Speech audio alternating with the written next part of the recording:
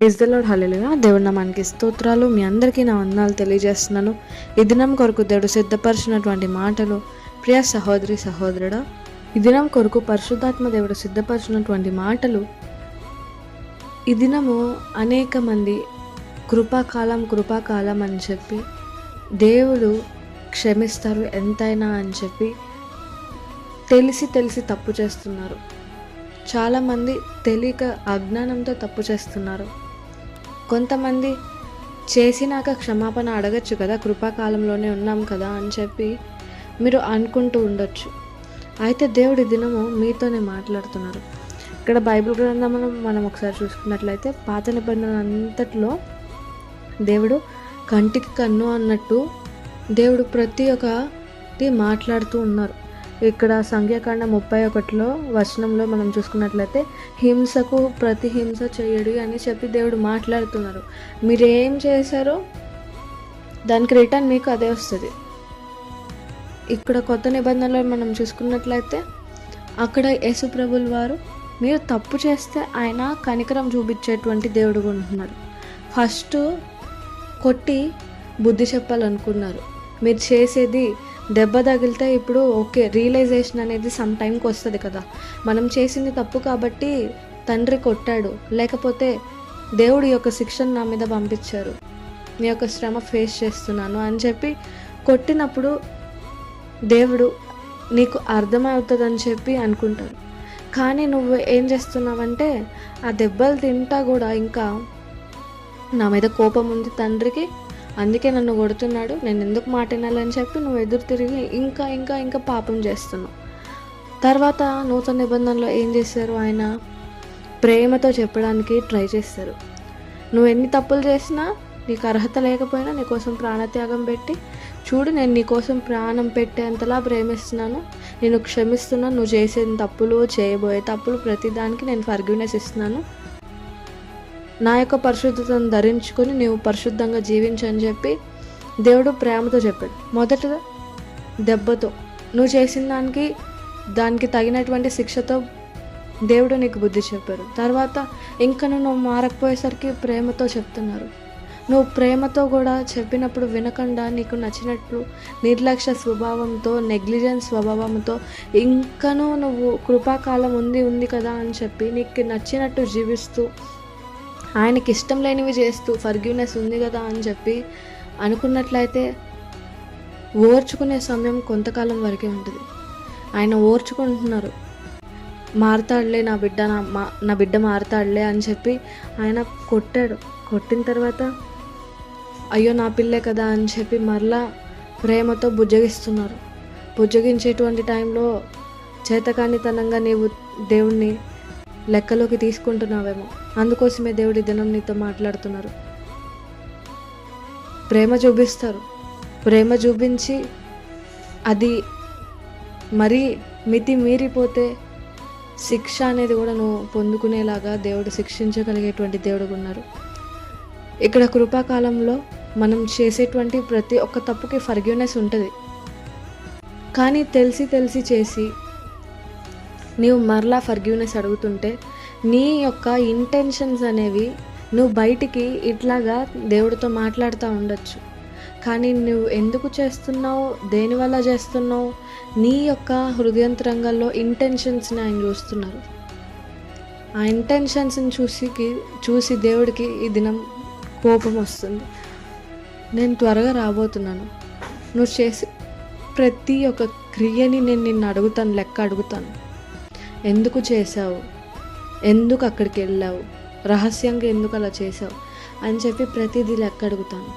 దానికి తగినటువంటి శిక్షను కూడా నేను నీకు ఇస్తాను. ఎందుకనంటే నీవు ఆయన ఇచ్చినటువంటి కృపాకాలాన్ని నెగ్లెక్ట్ చేసినట్టు దేవుడు ఈ దినం చూస్తున్నారు. ఈ దినం నువ్వు కూడా నెగ్లిజెన్స్తో ఉన్నావు కాబట్టి దేవుడు ఈ దినం నీతో మాట్లాడుతున్నారు. ఒక్కనిక దినం ఆయన వస్తారు, నువ్వు చేసిన ప్రతిదీ లిస్ట్ అవుట్ చేస్తారు, ఫర్గివ్నెస్ ఇస్తారు. అది ఎప్పుడు ఫర్గివ్నెస్ అనేది నీకు అప్లై అవుతుందంటే నువ్వు చేసిన తప్పుని ఫర్గివ్నెస్ పొందుకున్న తర్వాత మళ్ళీ రిపీట్ చేయకుండా ఉంటే నువ్వు ఫర్గివ్నెస్ పొందుకుంటావు. ఫర్గ్యూనెస్ పొందుకున్న తర్వాత కూడా మరలా నువ్వు చేస్తున్నావు కాబట్టే దేవుడి దినం నీకు వార్నింగ్ ఇస్తున్నారు. నేను వస్తాను మరలా, నువ్వు చేసిన ప్రతి ఒక్కటి కౌంట్ చేసి లెక్క నిన్ను అడుగుతాను. నువ్వు నాకు అప్పుడు లెక్క అప్పచెప్పాలి. నువ్వు చేసిన ప్రతి వంకర నడతలకి, చేసిన యొక్క ప్రతి తప్పుడు ఆలోచనకి, తప్పుడు హృదయంలో ఆలోచనలు నువ్వు కలిగినావు కదా, ప్రతిదానికి నువ్వు లెక్క అప్పచెప్పాలి. నేను మరలా రాబోతున్నాను. సమయం నీ చేతిలో ఉండగానే నువ్వు పరిశుద్ధపరచుకో. నా యొక్క కనికరంని పొందుకొని జాగ్రత్తగా జీవించు, భయం కలిగి జీవించు. ఎందుకనంటే ఆ శిక్ష మహాభయంకరంగా ఉంటుంది. అగ్నిగుండంలో నిన్ను త్రోసివేసినప్పుడు నీ యొక్క శరీరం ఎట్లాగా ఇప్పుడు లోకానుసారంగా ఉన్నప్పుడు దెబ్బలు, అగ్ని ఎట్లా ఫీల్ అవుతారో, మీరు నరకంలో త్రోసివేయబడినప్పుడు మీకు ఎప్పటికప్పుడు మీరు నరకంలో కాలబడుతున్నప్పుడు మీ యొక్క చర్మం కాలిపోతూ మరలా కొత్త చర్మం వస్తూనే ఉంటుంది. ఎటర్నల్ హింస అది. అక్కడ ఎంతో భయంకరంగా ఉంటుంది. అక్కడికి నువ్వు వెళ్ళకూడదు కాబట్టి అది నువ్వు ఉండే స్థలం కాదు, అపవాది అనుచరులు ఉండేటువంటి స్థలం. నీవు చేసేటువంటి క్రియలు నిన్ను అక్కడికి తీసుకెళ్లేవిగా ఉన్నాయి. అందుకోసమే దేవుడి దినం నిన్ను వార్న్ చేస్తున్నారు. జాగ్రత్త, నేను రాబోతున్నాను, లెక్క అడుగుతాను. నువ్వు చేసే క్రియలకి నేను నిన్ను నరకంలో వేయాలా అని చెప్పి దేవుడు ఆలోచిస్తున్నారు. నీవు అయితే ఒకసారి గ్రహించుకో, నువ్వు కరెక్ట్గా ఉన్నావా? ఫర్గ్యూనెస్ పొందుకున్నాక కూడా మళ్ళీ అదే చేస్తున్నావా? నీకు నువ్వే పరిశీలన చేసుకో. జాగ్రత్త, చేసే ప్రతి క్రియ, ఆలోచనలు, ప్రతి దానికి నువ్వు లెక్క చెప్పాలి. నువ్వు చెప్పేటువంటి స్థితిలో ఉంటే ఓకే, వెల్ అండ్ గుడ్. కానీ లెక్క అప్పచెప్పలేనటువంటి క్రియలు, పాపం నువ్వు చేసినట్లయితే నిత్యము నరకాగ్నిలో కాల్చబడతానే ఉంటావు. నీ చర్మం కాలుతూ ఉంటుంది, మరలా కొత్తది వస్తూ ఉంటుంది. నువ్వు బయటికి పడాలన్నా పడలేవు. అక్కడ గిల్ట్ ఫీల్ అవ్వడం కంటే ఎందుకయ్యా నన్ను వేసావని చెప్పి గిల్ట్ ఫీల్ అవ్వనా కానీ అక్కడ మళ్ళీ సెకండ్ ఛాన్స్ అనేది ఉండదు. భూమి మీద ఉన్నప్పుడే నీకు దేవుడు ఎన్నో ఛాన్సెస్ ఇస్తున్నారు కదా. ఇదే లాస్ట్ వార్నింగ్గా దేవుడు నీతో మాట్లాడుతున్నాడు. ఇదే లాస్ట్ ఛాన్స్ నీకు. దేవుడు యొక్క ఫర్గివ్నెస్ని చేతకానంతనంగా తీసుకోమాక. ప్రేమించే ఆయన తండ్రి శిక్షించినప్పుడు నువ్వు మాటినకపోయేసరికి ప్రేమతో నీకు చెప్తున్నారు. ప్రేమతో చెప్పినటువంటి దేవుడు నిన్ను మహాశిక్ష నీ మీద వేయడానికి కూడా సమర్థుడైనటువంటి దేవుడు. ఆ విషయం నువ్వు గ్రహించుకొని ఆయన యొక్క ప్రేమను నువ్వు నెగ్లిజెన్స్గా, చేతకంతనంగా తీసుకోక, నీవు ఇక్కడ ఉన్నప్పుడే నువ్వు చేసిన ప్రతి ఒక్క క్రియకి గిల్ట్ ఫీల్ అవ్వు, రిపెంట్ అయ్యి మరలా వెనక్కి తిరిగి చూసుకోమాక. వెనక్కి తిరిగి చూసుకున్నప్పుడు మరలా అదే రిపీట్ సైకిల్ అవుతుంటుంది. ముందుకి నువ్వు అడుగు వేస్తున్నప్పుడు దేవుడు నీతో కూడా నడిచేటువంటి దేవుడు ఉంటారు. నువ్వు ఫర్గివ్నెస్ పొందుకున్నావా, అయితే నువ్వు కూడా ఆయన స్వరూపంలో మారుతావు. మారినప్పుడు ఆయన నీతో కూడా ఉంటారు. ఆయనకి నీకు మధ్య ఈ దినం అడ్డుగా ఉంది ఏంటంటే నీ యొక్క పాపములు, నీ యొక్క తప్పులు, రిపీటెడ్గా సైకిల్గా చేస్తున్నటువంటి నీ యొక్క తప్పులు దేవుడి ఎడల నీకు ఆయనకి మధ్యలో అడ్డుగా ఉన్నాయి. ఆ బ్యారియర్ని బ్రేక్ చేస్తావా? అయితే ప్రార్థన చేయట్లాగా, దేవా నేను ఇప్పటిదాకా చేసినటువంటి నా యొక్క నెగ్లిజెన్స్ని క్షమించయ్యా. దేవా నీ యొక్క ప్రేమను నేను చేతకాంతనంగా తీసుకున్నానేమో అయ్యా, నా యొక్క ఆలోచనలు పరిశీలించయ్యా. నేను చిన్నప్పటి నుండి చేసిన ప్రతి ఒక్క తప్పుని తండ్రి పేరున పైకెత్తి నీ యొక్క నామం పేరిట క్షమించమని అడుగుతున్నామయ్యా. నీ యొక్క పరిశుద్ధతని మాకు కూడా ధరింపజేయ్యా. మా యొక్క మురికిని కడగవేయ్యా. నీకు మాకు అడ్డుగా ఉన్న ఆ పాపంని దేవా మా నుండి తండ్రి తీసివేయ్యా. మేము మీతో సహవాసం చేయాలనుకుంటున్నామయ్యా. నరకంలో మేము వెళ్ళాలనుకోవట్లేదయ్యా. మమ్మల్ని పరిశుద్ధంలో నడిపించండి అయ్యా అని చెప్పి నువ్వెప్పుడైతే ప్రార్థన చేస్తావో హృదయపూర్వకంగా నీ యొక్క ప్రతి చిన్నప్పటి నుండి ఇప్పటిదాకా చేసిన, ఈ దినం వరకు చేసిన ప్రతి ఒక్క తప్పు నువ్వు పేరున ఒప్పుకున్నప్పుడు ఆయన నీకు ఖచ్చితంగా ఫర్గివ్నెస్ ఇస్తారు.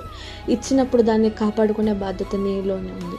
అవి మరలా వెనక్కి తిరగ చూడకుండా యేసుతో పాటు ముందుకు అడుగులేసేటువంటి వ్యక్తిగా ఉన్నప్పుడు నువ్వు ఖచ్చితంగా పరలోక రాజ్యానికి అయితే ఆయన నిన్ను చేర్చేటువంటి దేవుడుగా ఉన్నారు. నీవు ప్రతి క్షణము రిపెంటెన్స్ అవ్వాలి. నీలో తప్పులు తెలియాలంటే పరిశుద్ధాత్మ దేవుడిని నువ్వు అడగాలి. ప్రతిదినం హృదయంతరంగాలను పరిశీలించి తెలియజేయ్యా, నాకు తెలిసి తెలియక ఏమైనా చేశానా. ఆయన నీ యొక్క నడతల్ని కాస్తూ ఉంటారు పరిశుద్ధాత్మ దేవుడు నీలో ఉన్నప్పుడు. నీకు నీవైతే మర్చిపోయేటువంటి వ్యక్తిగా ఉంటావు. అపవాది నిన్ను మర్చిపోయేలాగా చేస్తాను, ఆ తప్పు చేసావు కదా అని చెప్పి గిల్ట్ ఫ్రీగా అపవాది నిన్ను మ్యానిపులేట్ చేసేటువంటి వ్యక్తిగా ఉంటాడు. కానీ ఎప్పుడైతే పరిశుద్ధాత్మ దేవుడు ఉంటాడో ఆయన తండ్రి చిత్తానుసారంగా నువ్వు ఎట్లా ఉండాలి అని చెప్పి నీలో ప్రతిదీ పరిశీలించి నీకు తెలియజేస్తారు. అప్పుడు నువ్వు ఒప్పుకుంటావు. నీకు నువ్వు కొన్ని మాత్రం ఒప్పుకోగలవు. పరిశుద్ధాత్మ దేవుడు ప్రతి దాంట్లో ఒక మైనస్, ఒక చీమంతైనా కానీ తప్పు ఉన్నా కానీ అది తప్పు, చిన్న పెద్ద కాదు, తప్పుగానే చూపిస్తారు. కానీ అపవాది ఏం చేస్తాడంటే చిన్న పెద్దదిలా చూపిస్తాడు. అందుకోసమే పరిశుద్ధాత్మ దేవుడిని అడుగు. అభిషేకం పొందుకోలేనట్లయితే పరిశుద్ధాత్మ అభిషేకం పొందుకో. అభిషేకం ఎప్పుడు పొందుకుంటావు అంటే తప్పులను ఒప్పుకున్నటువంటి నీవు ఆయన ఆత్మ అభిషేకం కోసం అడుగు.